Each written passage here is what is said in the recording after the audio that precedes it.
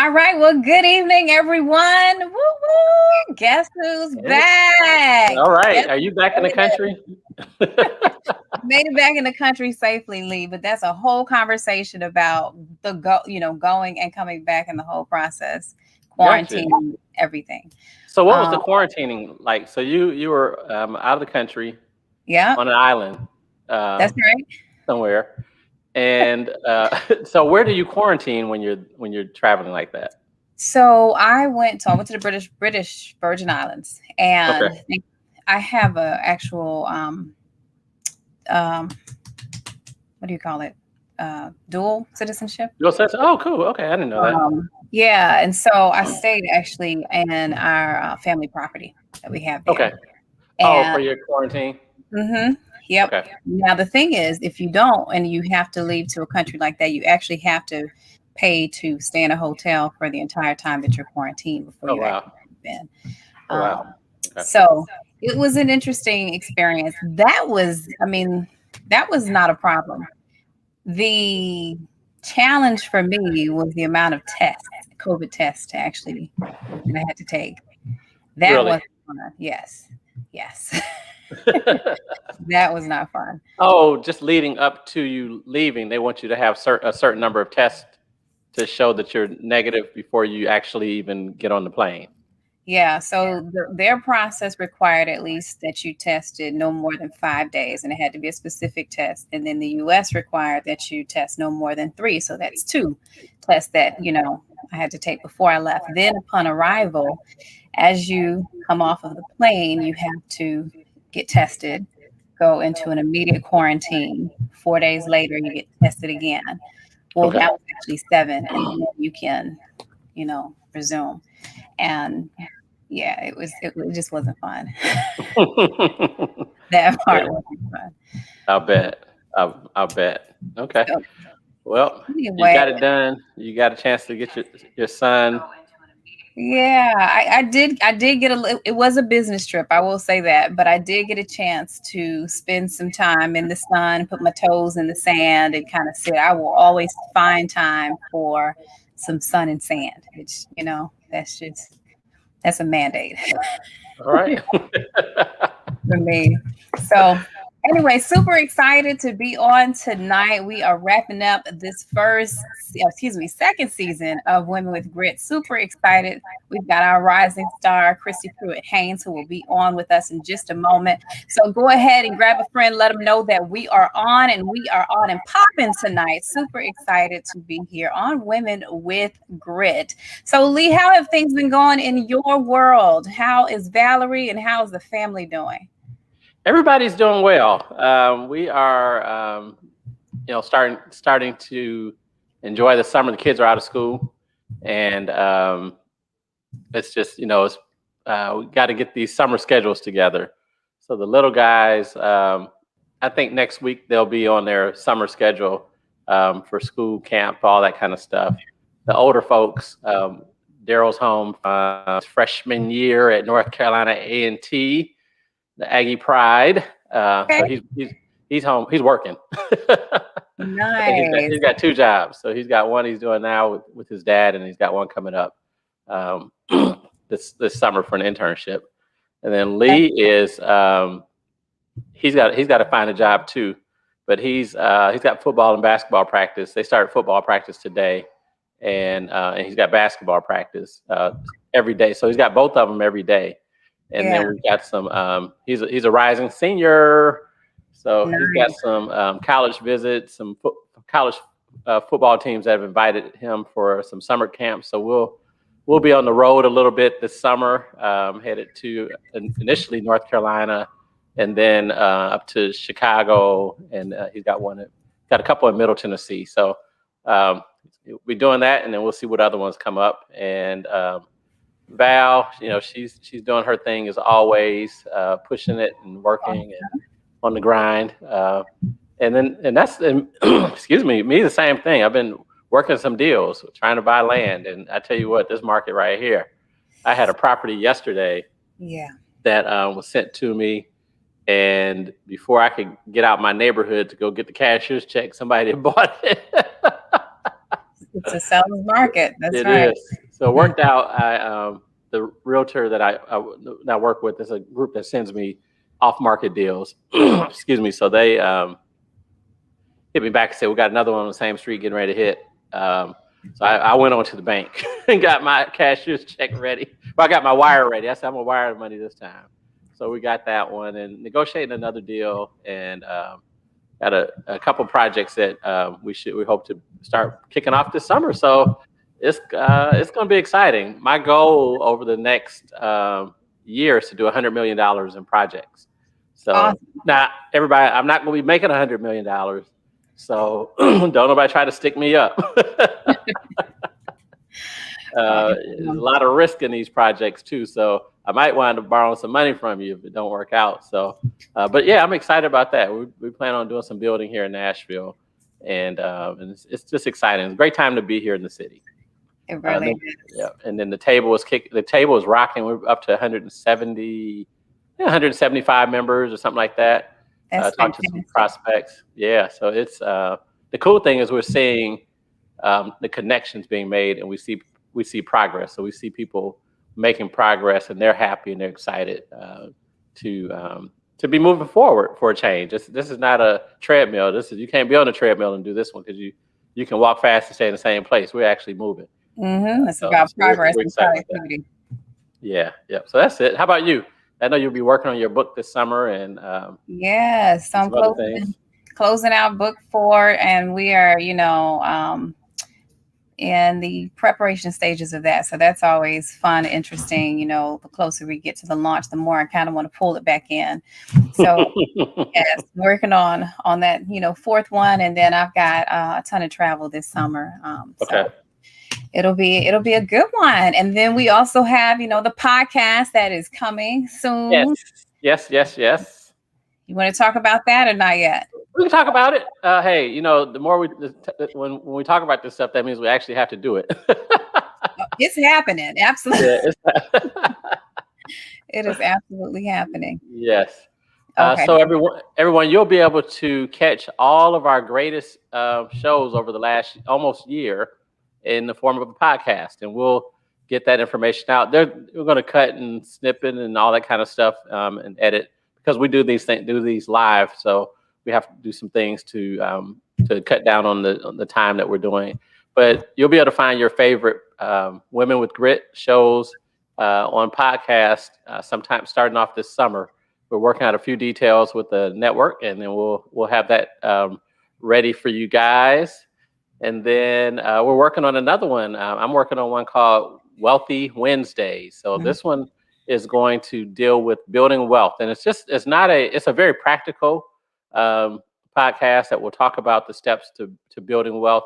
One of the things, I was talking to somebody earlier today, one of my mentees, and I told her, I said, everybody wants to get wealthy overnight, but building wealth is a long game, and it does take time to get there. So but we have to talk about the practical steps that it takes to get there. So, they say that successful people do the things that unsuccessful people are not willing to do, and patience is one of those things that successful people are willing to do. So we'll talk more about that. Wealthy Wednesdays will kick off this summer, and we hope to, we expect to help you build wealth. Now, everybody's situation is going to be different. Everybody's got different goals, so we're going to help coach you along to the goals that you have, not the ones that everyone else has. So that's what's up on my end. What do you have, Sherelle? Are you on mute? How about now? Okay, there we go.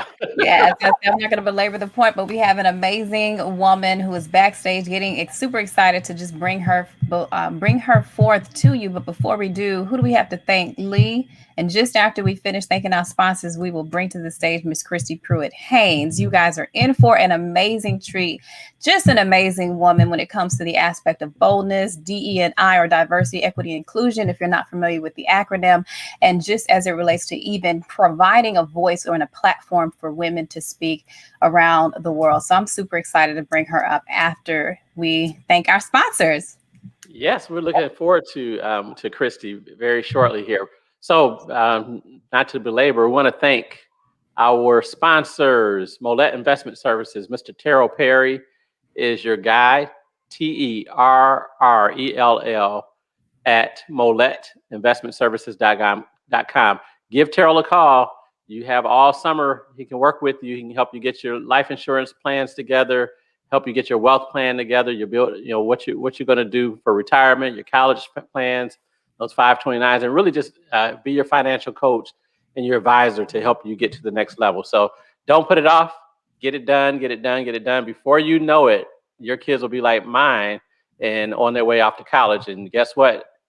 They don't want to hear any excuses. They want to see the check. They want to see the money. So go ahead and start planning right now. Also, we want to thank MJC Insurance Group, MJCINS.com, MJCINS.com. Mr. Leon Wright and his team, Rihanna. We want to thank them for their support over the year, and give them a call. Property and casualty insurance. If you buy a home or own a home, if your annual premium is about to change, get a checkup. Have Leon and his team give you a checkup. They'll shop over 30 different companies. Some of them big, some of them small, but they'll find the right fit for you and your family. And they also will cover your boat if you're going to be boating this summer, or your Sea-Doo, or your motorcycle, your convertible, your antique cars, whatever you have, your jewelry, whatever you have, give them a shout. If you're buying investment property, you got to have you have to have insurance on your investment properties. So they're happy to do that as well. So give MJC Insurance a shout and let them help you out this summer. And last but not least, Sherelle Lands, visionstrategymanagement.com. If you're looking at what you're going to do this summer in preparation for this fall, check out her website, visionstrategymanagement.com or SherelleLands.com, and find one of her books, find one of her classes, find something that she has on her site that will help you implement and move forward your vision. One of those things that we always think about is all the vision that people have that goes unexecuted. And so you look back 5, 10, 20, 30 years, just like investing, and you look back and say, oh man, that was my idea, but you kept it up here in your head. So let it go and let Sherelle help you get it implemented. That's right. Awesome. All right. Well, let's bring to the stage Miss Christy Pruitt-Haynes. Hi, Christy. Hello. How are you? How are each of you? Doing well. Thank you so much for joining us tonight. Yeah, thank you. Of course. Happy to be here. So we always got your glasses on, you got your look and everything. You're ready to rock. Well, this is at some point I'll probably have to pull them down. So I'm just used to doing this all day long. I'm going to get carpal tunnel just from flipping them up and down. So you look good. Thank you. Well, we are just so excited to have you, Rising Star, just an amazing woman, doing phenomenal things in the community. Our goal is to help to continue to advocate for you, for what you're doing and your organization. So tell us a little bit about you and your unique story of grit. Absolutely. So as I mentioned, my name is Christy Pruitt-Haynes. I am actually a Nashville native, which I feel is rare these days. Everyone's from somewhere else. I started my career in human resources. Actually, if I'm truly talking about a story of grit, I have to go back even pre-working days. So when I was in college, I started college at 16. So I was a baby. A million years ago is what it feels like now. And like Lee, I actually have a rising senior. So I can't believe I feel like I'm having this full circle moment. So I try to hold back the tears anytime I talk about my daughter going to college. But when I was in college, my freshman year, I found out probably November, December or so of that school year that I actually had an eye disease that was going to leave me blind at some point. Luckily, it was slow progressing. So I think from that, what I really took was there's no time like the present. It really made me focus on what it was I wanted to do, what I wanted to accomplish, and how quickly I could get there. So I think from that point on, it really adjusted how my approach to pretty much everything. So I went through college, started my career in human resources, and absolutely loved it. I found it was sort of that perfect point for me. It sat really at the center of what so many different organizations do. I was able to touch each department in some way. And it also started me in work around diversity and strategy and leadership and things of that nature. And I decided my career was going to be exactly what I made it.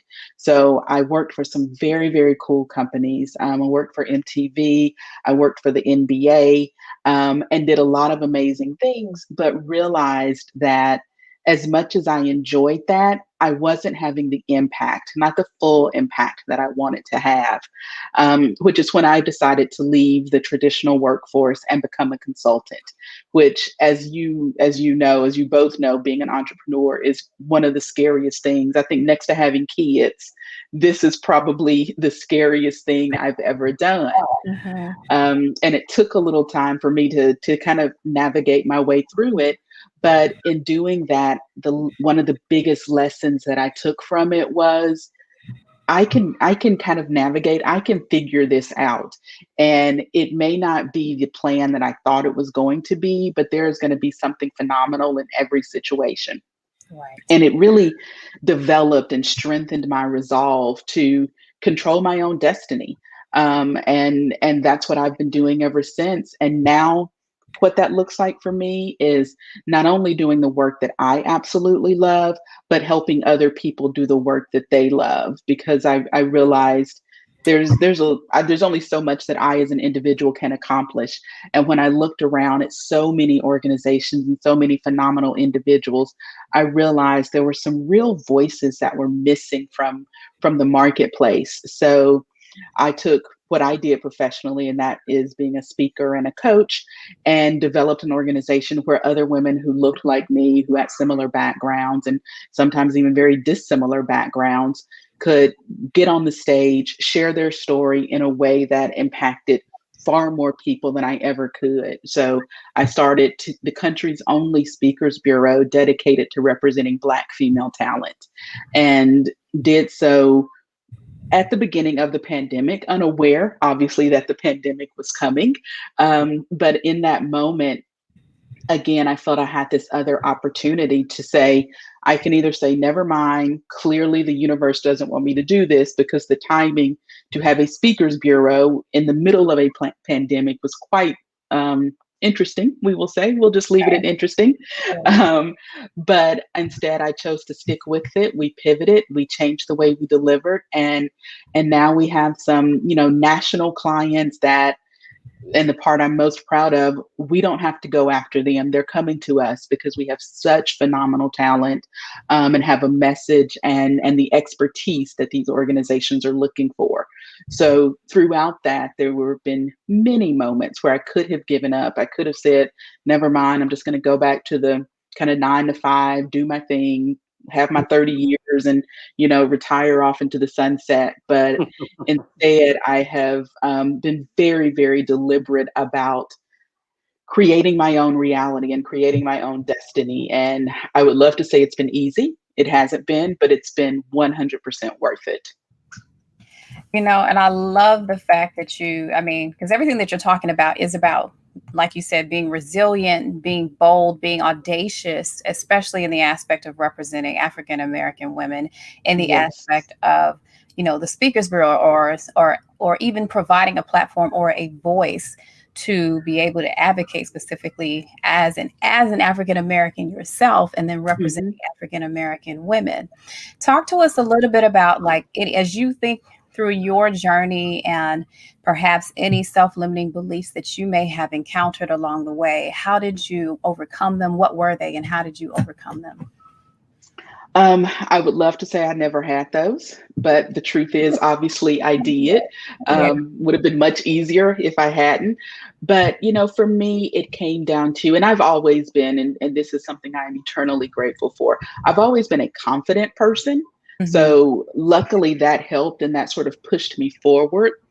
What I found was the hardest is looking out there and already seeing, oh, there's somebody in the market doing something similar, so they don't need to hear me do it. I don't need to do this because this already exists. And that was probably the most limiting belief that I held on to for quite some time, that it was this idea of there being a limit, the idea of there not being enough for everyone. And what I had to come to realize is there is more than enough business out there. And the way I approach it is going to be different than the way you approach it, and different than the way, you know, Susie down the street approaches it, and whomever else. So I had to really remind myself that I am unique. I have something that no one else can do. And if I don't do it, it won't get done. And the world needs to hear it. If not, God wouldn't have given me my unique perspective and abilities. So it really took a little bit of time kind of distancing myself from the idea of, oh, this person has already been doing it for 5 years. That notion that we sometimes compare ourselves to others. And instead of focusing on what was already out there, to really focus on what I could add to it and look at all of it as this is a yes and moment. Yes, this business exists. Yes, this woman is doing it, and I can do it too in my own way. I love that. Now, Yeah, if you didn't have that perspective, you know, there'd be no Pepsi because Coke was around, you know, so you got to think about that. And there's all kind of other knockoff colas, and you think about all the burger joints that are out there. And I mean, you have McDonald's, this big Goliath, but then you have Burger Up, you know, so. Yes. And there's a place for all of them. Yes. Indeed.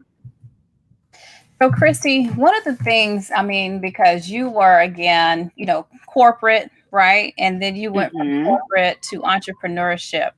And, you know, Lee asked this to one of our previous guests, and it was, you know, such an intriguing one that I want to pay it forward to you, which is when you think about that transition, what was the moment where you were like, okay, I'm ready to submit my papers? I'm reflecting on mine, and that's why I'm smiling. But what was that moment for you?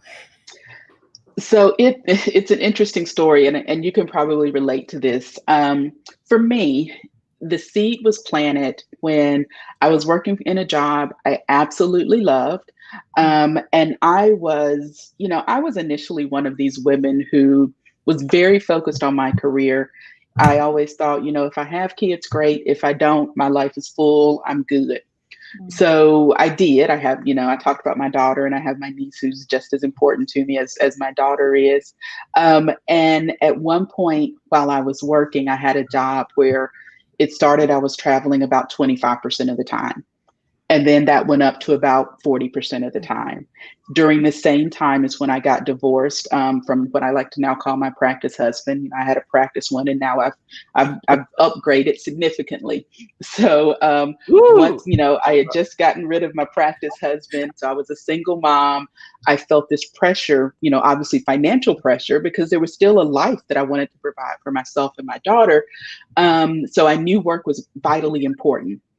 So as I saw my travel amount kind of creep up and up, originally I didn't think that was a problem. My family lives here in Nashville, so they could always take care of Christiana when I was gone. But when she was about 3 years old, my daughter pulled out a calculator and started frantically pushing buttons. And I asked her what she was doing. And this is back when everybody had a BlackBerry, and she could never remember the word BlackBerry, so she just called it a Blueberry. She said, I'm using my Blueberry to send you a message to see if we can play. And I said, babe, I'm right next to you. Why are you sending me a message? And she said, because you pay attention to your phone. Ooh. Yeah, Whoa. Exactly. So as a parent, I mean, I almost tear up thinking about it now. That's when I realized my focus was on the wrong thing. It is, to this date, it is the most humbling moment of my life. And that's when my focus really shifted. And I realized I've got to make sure I get the right stuff right. At the end of the day, it's not going to matter if we have all of this money stacked in the bank if I don't have this relationship with my child. So that's when I hatched a plan. It's like, I've got to leave. I need flexibility. I need to be able to work and define what that looks like for me and my family. So and it was still one of the scariest things, because that steady paycheck feels real good when you know on this date, this amount of money is going to hit. There is no peace of mind like direct deposit. Right. And And you so reflect on that on those slow months in business too. exactly. I'm like, is this still what I want to do? Like, is it too And what late? day is payday gonna be? Exactly. And you don't, and right now a lot of times the answer is I don't know, you know. So so I made the decision, and for me, I think it was the reason I was doing it is partly what fueled my success, because at that point I didn't feel like failure was an option. But I still remember when I officially resigned, like I'm literally going, I'm shaking as I was going into my boss's office to have the conversation. And I'm one of those, like many people, you start your side hustle before you leave your real job. So I'd already started picking up some clients and that sort of thing. And then it was just a conversation with me and God. I'm like, look, we got to do this. I'm gonna need you. I'm here. You point me in the direction. I'm gonna do whatever, but I need you to have my back on this one because I feel like this is the right thing to do. But I was still super afraid. But then once I really started it and leaned into it, it was a peace. It was just this peaceful kind of, let out a deep breath, prop your feet up kind of moment, because then was probably one of the first times I felt I could truly be 100% me in business, and really look for and go after the kind of clients that best aligned with what was most important to me. And again, it was hard, but it was absolutely worth it. Exactly. You've done it and you're doing it. Yes. Yes. However, I'll still, I'm kind of like Lee. I still need to be nice to everybody in case I need a loan at some point. I still say lottery winner is my ultimate profession in life. I just haven't gotten there yet. So don't get me wrong. I'll still take that, but in the process, it's going well. That's good. So what do you talk to your daughter, and did you say your niece? Yes. Yeah. So what do you talk to them about as it relates to career success? Just your story. How does that pan out? I know they don't listen to all of it, but no, they don't. They don't. I know I'm planting seeds, and 20 years from now, it'll echo back out. Exactly. About 40, they'll pick. Oh, that's what mommy was talking about. Exactly. Like now I get it. One of the biggest things is self-awareness, because we each, and again, it goes back to, we each sort of have our own race to run. And it's very easy, and especially now in the age of social media and all of that, it's very easy to get caught up in, well, this person's doing this, so I should be doing this too. And I think, what I always talk to them about is really know who you are, what you're good at, what you're interested in, what matters enough to you to work to develop it, and what doesn't, because we're not going to be good at everything. And I think sometimes there's this idea that, oh, I'm not great in this area, so I need to go work on it. And I'm not great in this area, so I need to go work on it. And ultimately, yes, we do need to be constant learners and continuing to develop our skills. But there's some things you're just not going to be great at. So to spend too much time focused on that, that's time away from developing the stuff that you really can excel at. So like my niece, she's a phenomenal cook. She wants to be a chef, which for her is absolutely wonderful. I can't boil water without burning a pan. And that's one of those skills I decided I'm not even going to try anymore. I can call Uber Eats. I can source food. So, that's what I do. And that's what I try and teach them. Be self-aware enough to know kind of that intersection point of what you're good at and what you're interested in, and focus on that, because that's where you're going to be both happy and successful. That's wonderful. That's wonderful. So what's their kickback? What questions are they asking you? And right now, none. But I have some money. But other than that, that's the only question. I get text messages. Can you deposit? Could you transfer? Are you paying for this, or am I? So yeah, that's the biggest question. But the other questions do come from, how did I know what I wanted to do? And how did I make the decision to pursue one opportunity over another? And I think that's a lot of it. For both of them, they want to, they don't want to waste time. And I think that's a trait we see in this generation a lot. They want to get there quickly. Oh, yeah. Which in some ways is good. In other ways, I think there's that process is where you build and develop a lot. But they ask a lot of questions around how did I know which direction I wanted to go in? Right now we're kind of like you were in the throes of the college search process. So it's, how did you decide where to go? What was most important to you? How do you balance these two different things? Right. Things like that. So again, I think time will tell how much they're actually absorbing, but it's there, and at least they're asking some of those questions. Gotcha. Yeah, that's I think that the interesting thing, and I'm sure, I talk to my friends whose kids are older, and they talk about how later on they see that their kids are actually paying attention to them. Yes. And that part's exciting because, right now they want to, I can't say it upside, they want to hit them upside the head. No college services or anything, but they want to. It's like, man, are you listening to me? Are you listening to yourself? Yep. Yeah. And that's I get that too. And I'm hoping. I know even for me, there have been times as an adult I go back to my mom. It's like, okay, I get it now. I appreciate this so much. I see how this lesson applies to my life. So, I'm waiting for those same cards 20 years from now. So what was one of the aha moments that your mom probably, told you about back when you were younger that all of a sudden hit you? So probably the biggest aha moment, and I'm not gonna be able to let her listen to this because I don't want her to know it was an aha moment because I thought it so much at the time. And this is gonna sound really random, but when I was about 12, and we talked about, I already mentioned how I don't cook. I absolutely hate it. But when I was 12 or so, she made me learn how to cut up a whole chicken. Okay. I thought this was cruel and unusual punishment. Like, no joke. When I tell you, I thought that was the grossest thing ever in life. And I couldn't understand why she was making me do this. And I was like, Mama, I'm never going to do this. I don't need this skill. Please let me just, go do anything else. Let me read a book, whatever. But she made me do it. Years later, when I first went out on my own, I realized, a whole chicken is like 59 cents a pound or whatever. And skinless, boneless chicken breast is like $2.99 a pound. And I'm broke. So here is the value of this. And what I eventually took from that was it wasn't as much about learning how to cook a chicken, although that was a very practical skill that I still don't want her to admit I used. But it was more around having the skills and the resources to get through whatever situation you come to, and not being so, I don't know if it's naive or arrogant, and probably at that age, it was a bit of both. Sure. So kind of that mixture of both the naiveness that, oh, I'll just always be able to go to a restaurant, or the arrogance, which, can also present in the same way.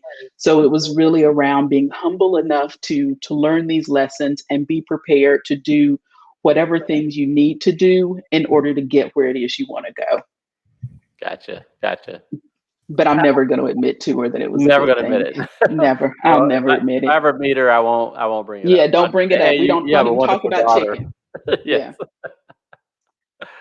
I love that. You said be humble enough to learn, but then what was the other part of it?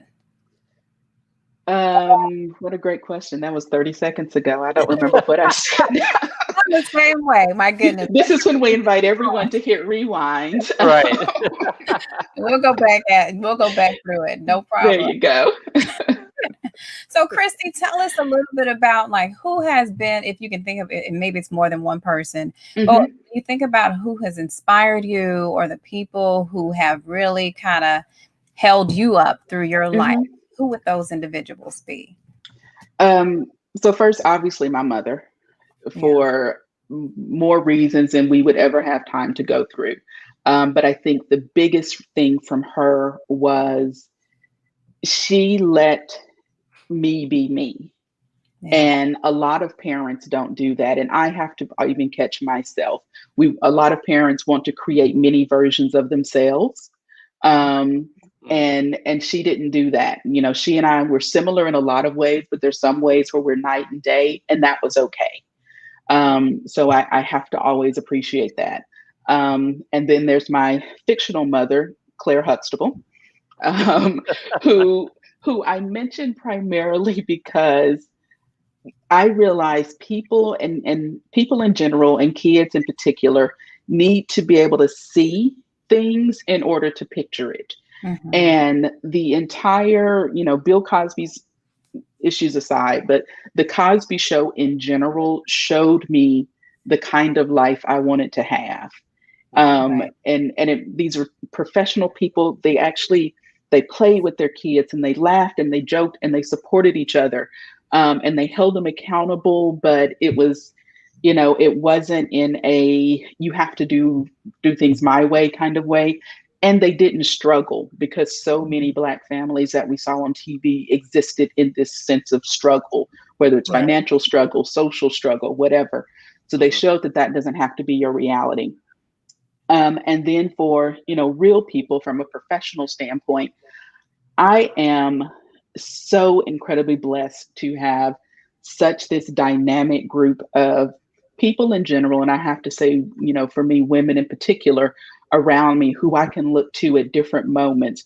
And like Sherelle, the fact that you're sitting and talking about, yes, I'm about to start my 4th book, like that's phenomenal. Brittany Cole, who has just done something wonderful with her Thrive Through It, her book, and she just did a wonderful conference with that. Kia Jarman, Kanika, Kim, Mary, Pia. Like I have such this social network Right. of people who I can look to in any moment, either for, hey, I just need somebody to talk to who's going to understand this struggle, or look to just to be inspired and to see their success. Because again, I think we need to see the success of other people. That keeps us energized. It keeps us moving forward, especially on those moments where, you're ready to say, forget it, it's not worth it. So for me, it's really around cultivating a network, both personal and professional, who are really good at that balancing act of holding me accountable and being my cheerleader. So I am truly, truly grateful to have that in my life. Yeah, Love it's that. so powerful when you can have the right people in your life. When I met, I'm having my senior moment now. So when I met Master P, and we were just chit chatting, and he said, "Man, show me your friends, and I can show you your future." Mhm. And that was just a powerful statement, and it's just one of those things that just the importance of having the right people around you. I think people underestimate it, and I know our Yes. kids do. When Mhm. we talk to them about, hey, no, you got to watch who you have around you. You have to watch who you have around you. And of course, we can talk to them about the practical sense of if somebody's riding in the car with you and they have drugs, and you're going to get in trouble too because it's your car. Right. But to really be able to talk to them about how it affects your career, your business, whatever you're in, and your life, and your ability to move forward. It's more abstract to be able Yes. to say, to have somebody that speaks positivity into your life or is just on the grind like you will help push you along. That's Mhm. more abstract, but I think people just really miss out on how important that is. It's crucial. It's critical in my opinion. Hmm. Yes. Well, Christy, man, we are well past half, so we want to make sure we give you an opportunity to grab just a quick glass of water, and we're going to thank our sponsors and bring you back up. Lee, do you have a question for Christy before we go to break? I do. I have her break question. So, Christy, what was the blessing you got out of COVID?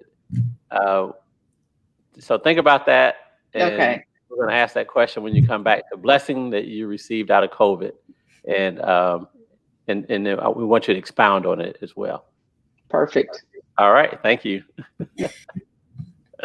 Oh gosh, hey, I hope you all have shared, and called your friends up and told them about our interview today, our conversation with Christy Pruitt. I think it's definitely one for the ages. It's a great one to end our season with. So make sure you, if you haven't already, make sure your friends and your network know about the second half. We want to shout out our sponsors, MJC Insurance. Go to their webpage, mjcins.com, mjcins.com, and shoot them a message. Let them know what you're looking for, and someone will get back in touch with you. Again, we want to thank Mr. Leon Wright and his team for the work that they do and their support. Terrell Perry at Mollett Investment Services, Terrell Perry at Mollett Investment Services. So just Terrell at Mollett Investment Services, or go to the webpage and shoot a message, and he will get back with you. Terrell is great at helping you figure out the right life insurance policy for you and your family. Everybody's situation is different, so it's not a cookie cutter scenario. He'll also help you figure out your investment plan and your financial plan that you can consistently say that you want to do. It does take discipline, but once you go through it, it will get you where you want to be. It'll be a blessing to you and your family. And they want to thank Sherelle Lands and SherelleLands.com, VisionStrategyManagement.com.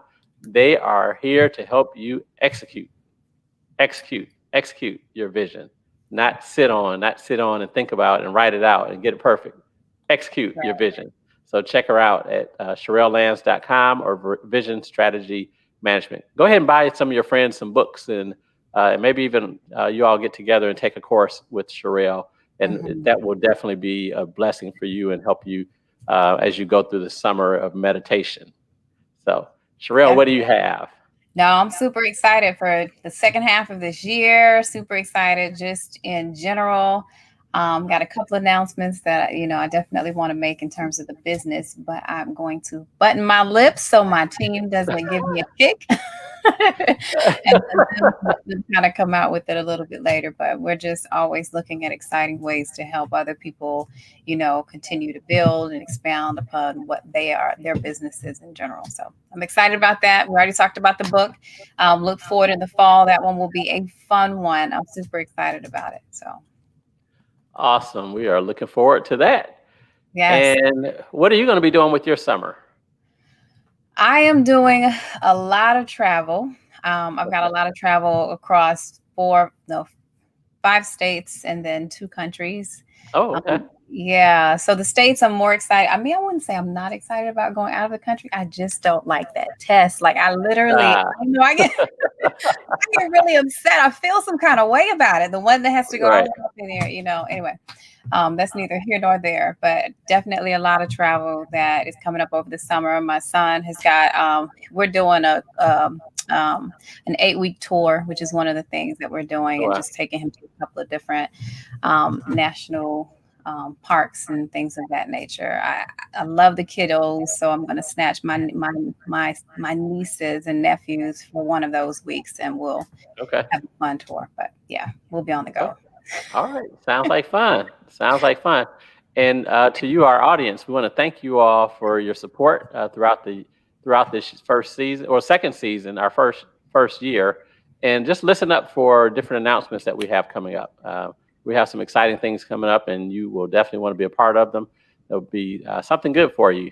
And so we're looking forward to what we have coming up.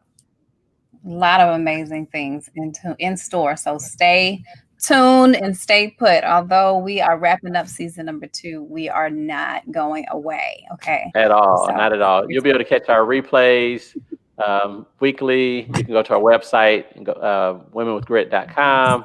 Go to our Facebook page, check out the replays, and our podcast will be coming. So we're excited about that. All right. Awesome. All right, let's bring Christy back up and let's talk about the blessing of COVID that Lee has posed. So this is a tough one. I'm going to be honest. I had to think. For me, I think the blessing was I am a off the charts extreme extrovert. I mean, if it's a 1 to 10, I'm somewhere around 747. Like I am extreme extrovert. So the pandemic, the lockdown, especially early on, I won't lie, was very, very difficult for me. What I eventually got out of it, though, was a renewed sense of ability to do things for myself by myself. And, the last question, we talked a lot about kind of the network that I have and the people that I look to and lean on and things like that. And I'm used to being surrounded by those people multiple times a week. Like, I'm used to everything that I do, especially the stuff I don't like doing, like exercising or some of that. I would always get through it because of the people I was doing it with. And, while that's great, there are certain things that I need to be able to do just on my own and for myself, because I know it's what I need to accomplish. So COVID really taught me that it is possible to continue down a path of results and success and things like that with just me and my computer, or just me and, whatever space that I'm in. And, everybody has very different work styles. I love typically a co-working space just so I can be surrounded by other people. And COVID took all of that. So I was literally sitting in my office, and I'll be very honest, the first couple of months I struggled because I just couldn't make myself do the things I needed to do. But, I had to get super, super serious about what it was I wanted to accomplish. And now I feel like I can do this even if I don't have a tremendous team physically with me. Which it was tough for me. It was hard, but I'm proud of myself. And I think as adults, we don't say that often. You're used to a little kid saying they're proud of something they did, but I can honestly say I am proud of myself. I'm proud that I was able to grow my business. I'm proud I was able to just stay on the path that I was on without just getting in bed, covering my head up, and binging every show on Netflix ever made. So it taught me that it's possible. It's still not my preference. I still rather be surrounded by others, but I know if and when this time happens again where I can't be, I'll still be okay. I will continue to be able to move forward. And that's a huge relief, because that was always a stumbling block for me. All right. Well, thanks for sharing that. And if you all have any questions, don't forget, send those questions in for Christy so we can get her answers to your questions. Yes. And while we're waiting for our audience, so Christy, you have a book out. Can you tell us a little bit about your book and what the viewers or the readers can expect, and where they can go to get it? Absolutely. So it is a unique book. I will say that. It is very unique in its approach. So the name of it is "Would the World Be Better If We Were All Alike?" And it is all about diversity, equity, inclusion. I like to call it IDEAS. So it's actually inclusion, diversity, equity, access, and social justice.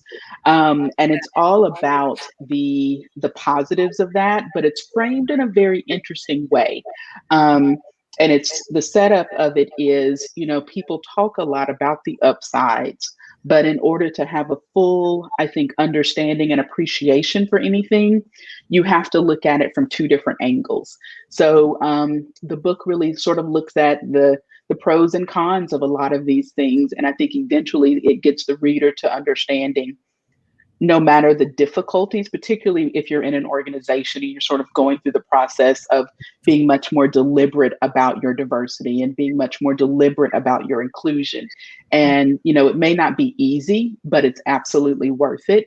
So it gets the reader to that point by the end, but it does it in a really unique way. So you can go to my website, ourtruths, OURTRUTHS.com to purchase it, or you can go to wouldtheworldbebetter.com.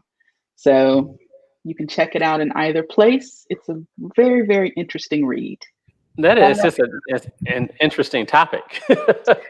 Yeah, and most people would not expect that from me, people who know me, which is part of why, I wanted to put it out there. And, on the back cover, it says, look, I am a Black woman who is blind. So I check all of these different diversity, sort of boxes that you see on all the forms. So this has been a part of my life even before it was a part of my life professionally. But I realized that if we really want to start changing hearts and minds, and most importantly, changing behavior, which is the goal, we have to be prepared to have a really transparent conversation. So that's the whole premise of it. Awesome. looking forward to checking that out. I am trying to read a little bit more this summer. We'll see how that goes. We got a lot of kids here, so it makes it a little bit more difficult. I am not a reader. It's Okay. I struggle through it. I feel like many years ago I would have said all good books become movies, so I'll just wait for it to hit the big screen. Unfortunately, it's not the same when it's a sort of a business book or that kind of thing. So Right. I am making myself be much more deliberate, but no, I much rather just sit around and discuss something than read about it. Gosh. I definitely understand that. So on the topic of DE&I, right? And which is also a space where Lee, you and Kate have been focused with the table and really providing access and just the aspect of social justice. So when you think about DE&I and where we are now, do you feel that we've made progress, and do you feel that there's still a little bit of room to go? Okay, you want to elaborate? Absolutely. So I think, it's one of those 2-step forward, 3-step backs kind of moments, in my opinion. I think that we have gotten really good at talking about it. I think that we have gotten, and when I say we, I mean sort of society overall, and particularly the business community. I think we've gotten really good at talking about it. I think that there was obviously a surge around action and communication last year. And while that's a good thing in some ways, it bothers me that it took, literally people getting murdered in the street for organizations to say, oh, is this still a thing we should be talking about? So I think it goes to the level of, the ability for so many people to kind of stick their head in the sand and ignore it, because it literally took this national crisis for people to realize it. And I think, unfortunately, there's still a lot of folks who feel like some of these are isolated situations. And I like to say, the only thing that has changed is the quality of the footage when it's recorded. But there's nothing new that's happening that hasn't happened before. From the business side, I think we still see so many organizations who claim, oh, we just can't find this talent. Or, oh, if we're going to bring this talent in, we have to lower the standards. I don't believe either of those are true. And unfortunately, I see a lot of organizations that are taking the approach of let's hire for diversity without paying any attention to the concepts of inclusion and equity. So they end up, even if they have this temporary spike in their diversity numbers around whether it's race, gender, whatever category you're looking at, it's going to drop because they still aren't, those employees are coming in, but not truly being a part of that organization. They don't have the same access. They don't have the same voice. They don't have the same type of positions. So a lot of the diversity we're even seeing are isolated, to the lower levels of an org chart. And we're not seeing that placement or that movement, in some of those executive positions. Yeah. So it is hard for me. And I will also be very transparent in saying doing this work every day kind of makes me, it has taken a little bit of my optimism out, because I see some of the behind the scenes stuff. I hear some of the conversations that very much still happen.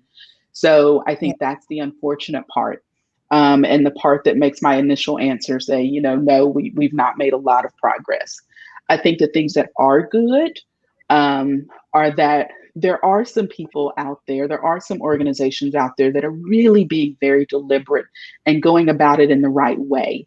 There are organizations that are starting to understand everybody has bias, so it's not about eliminating. We need to just figure out how to mitigate that so it doesn't impact people's day-to-day lives in the same way. I recently wrote a blog about privilege. And, you all know, I'm sure you've seen how so many people just when you say, oh, this is white privilege or whatever kind of privilege, people are ready to fight. Like they are rolling up sleeves and, that sort of thing. And I'm finally able to have conversations with people to help them understand what privilege really is. Having privilege isn't a bad thing. It simply is. It's all about how you use it or choose not to use it. And come up with some great analogies on what privilege is. And people are finally receptive to those conversations. So I think, there's some eyes and ears that have been opened, but at the same time, there is still an overall idea of, if this group moves ahead, then that means they're taking from me. So I'm just going to double down and continue to do what's been done. So it's unfortunate. It's a difficult situation. It's a time where, as my daughter starts looking at schools, some of her first thoughts is, maybe I want to go to college outside of the country, because I don't know that this is a place where I feel 100% welcomed and wanted. And that breaks my heart. Like it truly, truly breaks my heart. But at the same time, fully understand it. I fully understand it. So it's interesting.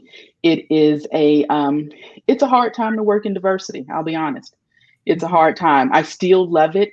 I can't imagine doing anything else, but I have adjusted my expectations, and small successes mean a lot more than they probably would have in the past.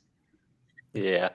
You hit so many things on the nail, so many nails on the head when you talk about diversity and kind of where we are now in the country. I think the good part of it is that we are having the conversations that we've continued to kick down the road for hundreds of years. This is not this is the conversation that has needed to be had in order for there to be any sort of healing. And so that's the positive side. The negative side is you see the resistance of certain people, of a lot of people that are just resistant to this change. But the other aspect that you hit on, there's this notion that if Christy does better, then I'll use Karen. Karen got famous over the last couple of years, and Karen's going to do worse. And I contend that when people of color, especially African Americans, when we do better, everybody does better. So when we do better, the tides rise for everyone. I mean, every other ethnic group, every gender, everybody does better when we're doing better. And that's just facts. Those are not that's not conjecture. Those are real facts, that when we do better, everybody else does better. But you have this kind of faction of folks that vote against, and I don't mean necessarily in a political arena, but there too. But they vote against things that would benefit them because they think their own interest, because they think that they're keeping us back. And I always resort to healthcare, and as one of those areas. And what people don't realize is the rural areas, especially not just in Tennessee, across the country, the rural areas where so many white families live are anti-health insurance because President Obama actually presented it. What they don't realize is that's the leading cause of people going into bankruptcy, is the fact that they don't have insurance. And then what we're also seeing is that in those communities, they're losing their hospitals. So the state of Tennessee has lost 13 rural hospitals. And keep in mind, they don't just service one county. They are kind of the regional hospital, if you will, for 3, 4, 5, 6 counties. But they've lost those and essentially voted against their interests. And that's the part that, I think that so many people need education on, is to really understand how their thought that they're helping us do better, causes them to vote against certain things or go against certain things. In her book, Heather McGee talked about in Mississippi, one of the car plants, there's only one there, so was voted for a union, and with the union would have come better health insurance, higher wages, and all that, a better work environment. And and it didn't pass. And she talked to a number of the white employees there, and they said, "Well, no, I voted against it because I felt like if I voted for it, then my black fellow employees would do better, and I didn't want to see that happen." And so they voted again against their own best interest in order to try to keep people down. And that's the part that wasn't as revealed to me over time. That's really come out, and that's very disheartening, that people really, really want to hold you back to the point that they will take a loss themselves. It's like, I'll Yes. cut off 5 of my fingers if that means that, you know, you're going to lose one. You know what I'm saying? So that's interesting that you say that.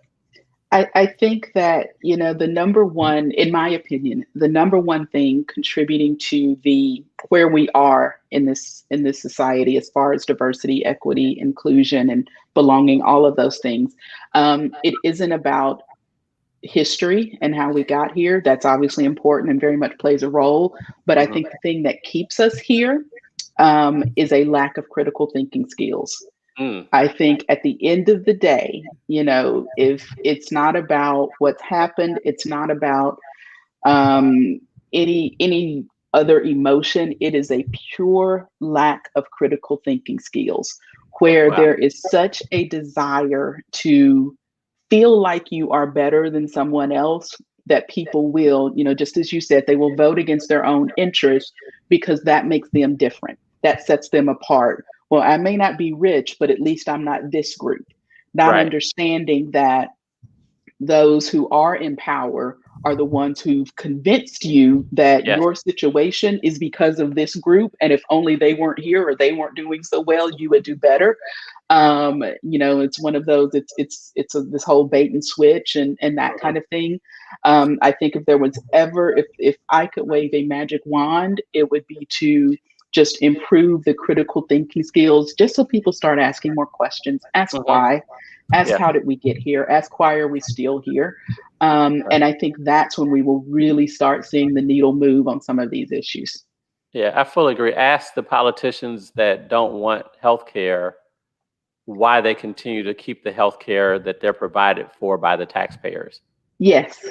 If it's so bad, why have you not rejected it? Why are you still going to the doctor every day with? Yes, it's exactly. You know, if people could, if people could ask more questions in a very critical way and really think logically about things, you know, I think we could really see some changes. But you know, I think and as you said, and to go back to the original question, I do think it is still good that we're having the conversations. Companies are having the conversations. Companies are bringing in speakers and consultants to start talking about it. And while it hasn't resulted in widespread change yet, there are small incremental changes that I can't deny are happening. And that is a good thing. Yes, definitely. Hey, Laurinette, thank you for tuning in and being so loyal and everything over the last over this season. We really appreciate you. We pray that you have a great summer as well and do well in your endeavors. If there's anything we can do to help you, let us know. Again, we appreciate you. And Lauren Jones, the same. Thank you for tuning in. It's been, you laughed about my kind of the way I slid in that my son needs to find a job too. It's time. Even though he's got football and basketball practice every day, he's got the weekends. And so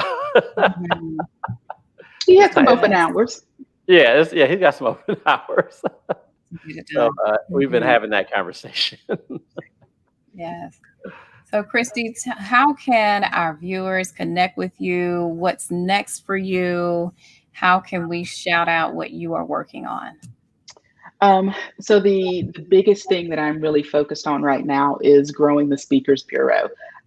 We have a dynamic roster of speakers. We have the only Black woman who has been a part of Discovering a New Element is one of our speakers, which is just a phenomenal thing. We have just brilliant, everything from lawyers to engineers to MDs, you name it.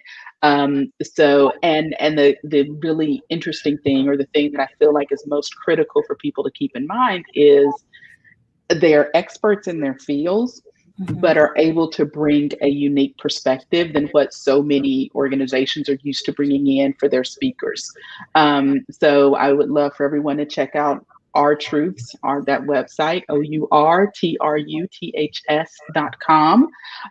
So please take a look at that, look at some of the great things we've done, the great clients we've worked with, read our blogs, check out all of our speakers. do all of that. You can obviously still buy my book. There's a link to it on that website. And for me, it's just, I got a kid going to college next year, so I'm continuing to build that college fund because none of her schools that she's interested in are cheap. So, that remains a very, very high priority. Yes. And it is, the biggest thing. And I heard you all talking about sort of your summer plans.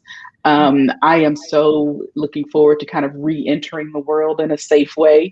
With the pandemic isn't over, but we're all vaccinated and I get to be around people again. So I am thrilled about that. So I'm just going to, start just showing up at people's house and waving and saying, hey, remember me? We used to hang out. Can we do that again? Right. So I'll be doing more of that, but just looking for new and interesting and innovative ways to continue to amplify the voices that I think really need to be heard in order to start creating the world where my daughter wouldn't feel like she has to leave to go to college or to have the kind of life that she wants to have. So that's always going to be the undercurrent of everything that I'm doing. So. That's powerful. All right, very much so. Yes. I want to summarize really quickly just a couple of the key points that you have mentioned, Christy. It has been a phenomenal conversation. And there's so many things that I've got, like bullet point, like, ooh, okay, we don't have to do all of these, but that's okay. We'll put a pause in it, right? And then yes. Definitely look into it for more conversation that we can have. And if people want to bring you on, they can find you how on social media. What are your handles? Yes, so I am R Truths Online.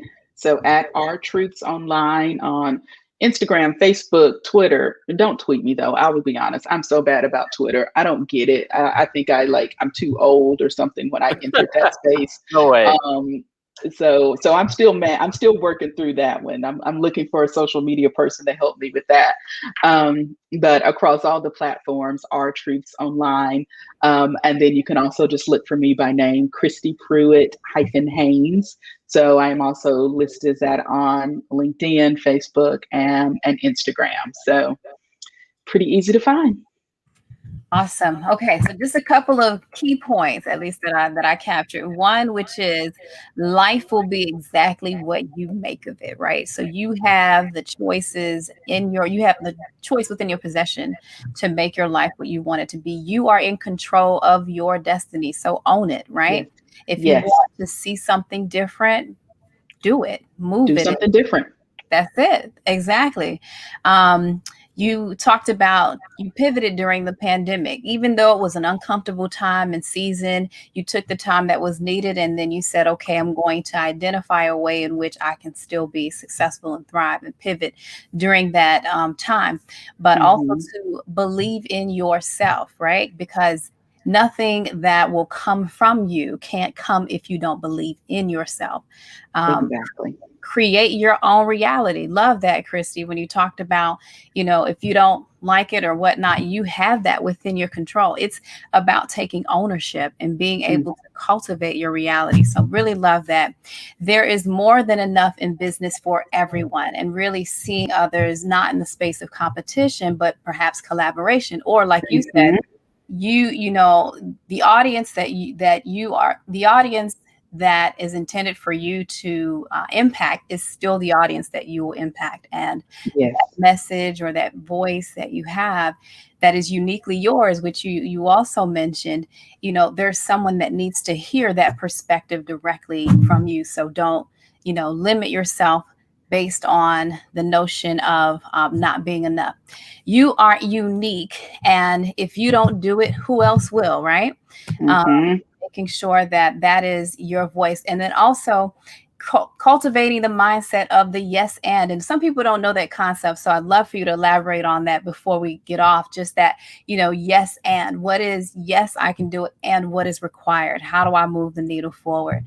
Get the right stuff right. I love that because it's not always about, just pushing and being successful is about cultivating significance. And what better place than to start at our homes, relationships, and connections, right? Failure is not an option. We find a way through. Don't just start it, but lean into it, which is so, I think, impactful, right? Lee talked about just the whole aspect of execution, which is for me one of the things that I'm passionate about, which is not don't just start it, but really lean into it and really go after it. Cultivate your gift. And then also recognize who is a part of your tribe. Who are those people who are cheerleading for you, who are, handing you the cup of water while you're in the marathon, but also who are the ones that are helping you while you're in it, right? Who are the ones that are running alongside of you, and really having those people to help push you along and to celebrate your success. And then the last point I captured was really in the area of stretching your thinking. Ask questions and be comfortable delving into why. And that was specifically around DE&I, but just recognizing that there's no better time to have that critical thinking than now, whether it's DE&I or in life. It's just about being that, being comfortable with asking those questions and really stretching our thinking. Christy, thank you. This has just been Thank you. a phenomenal time. Do you have any last nuggets to leave with our audience apart from the ones that I've captured? I think you summarized it perfectly. Thank you for having me here. Thank you for, giving me this time to just kind of talk for a bit. I truly, truly appreciate it. I think the only last thing I would leave people with, and I mentioned it earlier, but I just don't think it can be said enough.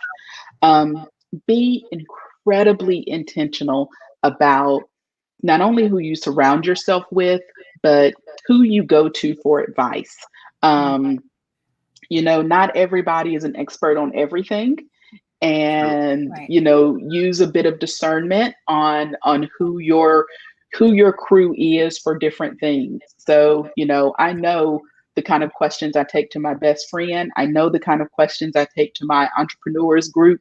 I know the kind of questions I take to whomever, and the sooner I think we can sort of create that, what I like to call your personal board of directors, and kind of know this is my person for this and this and this, be very intentional about that, because well-intentioned people can lead you down the wrong path without, obviously not meaning to, but if that's not the area they really focus on. So pay attention, know where your gaps in performance are, but also know where their other people's strengths are, and try and capitalize on that.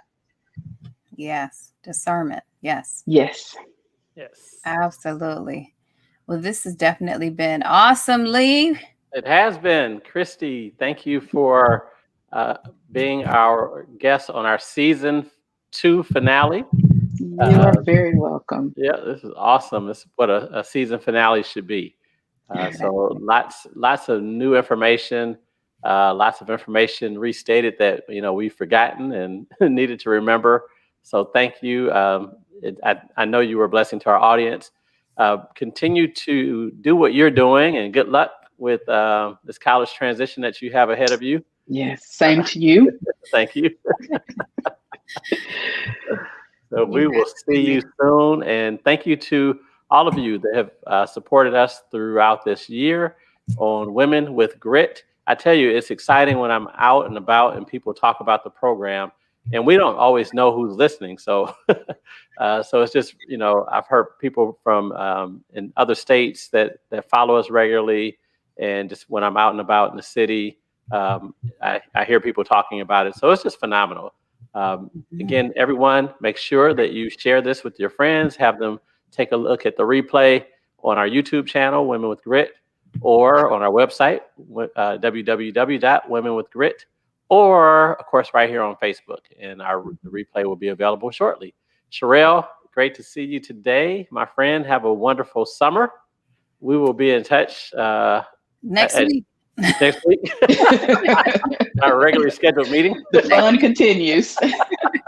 That's right. We got more to do. We got exciting things that are coming down the pipeline for Women with Grit. And then also, like you talked about, Wealthy Wednesdays and just other concepts and things. So while you guys are breaking we won't be necessarily taking a break. We're going to continue to build upon the momentum of Women with Grit. And then in the fall, we've got another set of amazing women as well. So, yes, indeed. Christy, thank you. Have a wonderful You're evening. very welcome. Thank you. Thank you both. You're welcome. So all of our friends that have been following us, thank you all, and we will see you late summer. Talk to you soon. Everybody have an amazing week. Bye-bye. Bye.